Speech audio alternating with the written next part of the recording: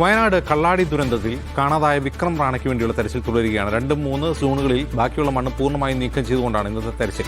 ഉച്ചയ്ക്ക് 12 വരെ പൂർണ്ണമായും ഗതാഗതം നിയന്ത്രിച്ചാകും തെരച്ചിലുണ്ടാവുക. സംസ്ഥാന പോലീസ് മേധാവി റവാഡ ചന്ദ്രശേഖർ ദുരന്ത സ്ഥലത്തെത്തി.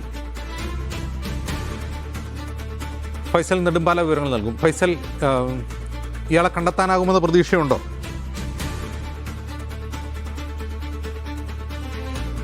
അജിംസ്, ദുരന്തം നടന്ന് 6 ദിവസം എടുക്കുകയാണ്. ഇന്ന് നടക്കുന്നത് മാസ് തിരച്ചിലാണ്.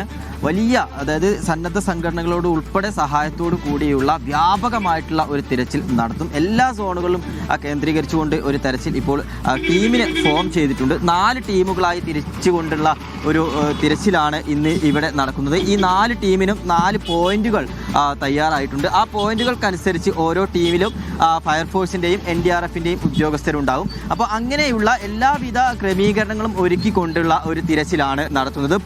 പ്രധാനമായും പുഴയുടെ ഇരുവശങ്ങളിലും അതുപോലെ പുഴ കേന്ദ്രീകരിച്ചു കൊണ്ടുള്ള ഒരു ഇന്നത്തെ ഒരു തെരച്ചിലെങ്കിലും ഇന്ന് നമ്മുടെ പൊതുസമൂഹത്തിൻ്റെ യുവജന സംഘടനകൾ, സന്നദ്ധ സംഘടനകൾ, അവരുടെ എല്ലാ ടീമിനെയും ഏകോപിപ്പിച്ചുകൊണ്ടുള്ള ഒരു നല്ല മാസ് മൂവ്മെൻറ്റ് ഇന്ന് നടക്കുകയാണ്. എല്ലാവരും എത്തിയിട്ടുണ്ട്. ആ ടീമിൻ്റെ ഭാഗമായി ഓരോ ടീമിൻ്റെ കൂടെയും ഒരു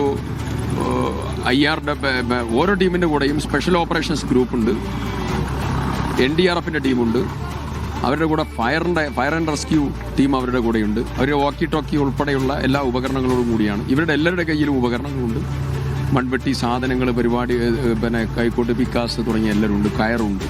എല്ലാ ഉപകരണത്തോടും കൂടിയിട്ടുള്ള സെർച്ചിങ്ങിലേക്ക് പോവുകയാണ്. കൂടെ ഫോറസ്റ്റിൻ്റെ റാപ്പിഡ് റെസ്പോൺസ് ടീമും ഉണ്ട്. അപ്പോൾ ഈ ടീമിനെ പൊതുസമൂഹത്തിൻ്റെ ഭാഗമായിട്ടുള്ള സന്നദ്ധ സംഘടനയുടെ ടീമിൻ്റെ കൂടെ മിക്സ് ചെയ്ത് അവർ ഒന്നിച്ചു പോവാണ്. ഒരു ടീമിൽ എറൗണ്ട് 40-50 പേര് ഒരു ടീമിലുണ്ടാവും. അങ്ങനെ ഒരു 5-6-7 കിലോമീറ്റർ മുഴുവൻ പരിശോധനയ്ക്ക് ഇറങ്ങുകയാണ്. കണ്ടെത്താൻ കഴിയുന്നുള്ള പ്രതീക്ഷയിലാണ്. അതിൽ 2 സൈഡും നല്ലപോലെ പരിശോധിക്കുക. മണ്ണ് ചിലപ്പോൾ ബോഡിയുടെ മേലെ മണ്ണ് വരാൻ സാധ്യതയുണ്ട്. അപ്പോൾ ഇവിടെ കുറേ വർക്ക് നടന്നിരുന്നു, അതുകൂടെ നോക്കിയിട്ടാണ് ചെയ്യുന്നത്. അപ്പോൾ അത്തരത്തിൽ ഒരു വലിയ തെരച്ചിൽ തന്നെയാണ് ഇന്ന് നടക്കുന്നത്. ഈ പുഴയുടെ ഇരുവശങ്ങളിലും അടിഞ്ഞുകൂടിയ മണ്ണ് പൂർണ്ണമായിട്ടും നീക്കം ചെയ്യും. പുഴയുടെ ഒരു 4 മുതൽ 5 കിലോമീറ്റർ ദൂരം വരെ പരമാവധി എല്ലാ ഉപകരണങ്ങളും ഉപയോഗിച്ചുകൊണ്ടുള്ള ഒരു തിരച്ചിൽ നടത്തും.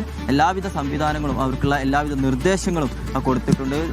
ഉദ്യോഗസ്ഥരുൾപ്പെടെ ഈ ഒരു ടീമിൻ്റെ കൂടെയുണ്ടാകും. അപ്പോൾ ഇന്നത്തോടു കൂടി ഈ കാണാതായ വിക്രം റാണയെ കണ്ടെത്താൻ കഴിയുമെന്നുള്ള ഒരു പ്രതീക്ഷയിൽ തന്നെയാണ് രക്ഷാപ്രവർത്തകരുള്ളത്. ടി സിദ്ദിഖാണ് നമ്മോട് ആ കാര്യങ്ങൾ വിശദീകരിച്ചത്. അദ്ദേഹം ഈ ദുരന്തം നടന്ന ആദ്യ മണിക്കൂർ മുതൽ, ആ ദുരന്തം നടന്നത് മുതൽ തന്നെ ഇവിടെ കൃത്യമായി ക്യാമ്പ് ചെയ്തുകൊണ്ട് പ്രവർത്തനങ്ങളൊക്കെ തന്നെ ഏകോപിപ്പിച്ചുകൊണ്ട് തന്നെയാണ് ഈ പറയുന്ന നമ്മുടെ രക്ഷാപ്രവർത്തനങ്ങളൊക്കെ തന്നെ പുരോഗമിക്കുന്നത്. ഇന്ന് കണ്ടെത്താൻ കഴിയും എന്നുള്ള ആത്മവിശ്വാസത്തിൽ തന്നെയാണ് എല്ലാവരും ഉള്ളത്. അജിംസ്.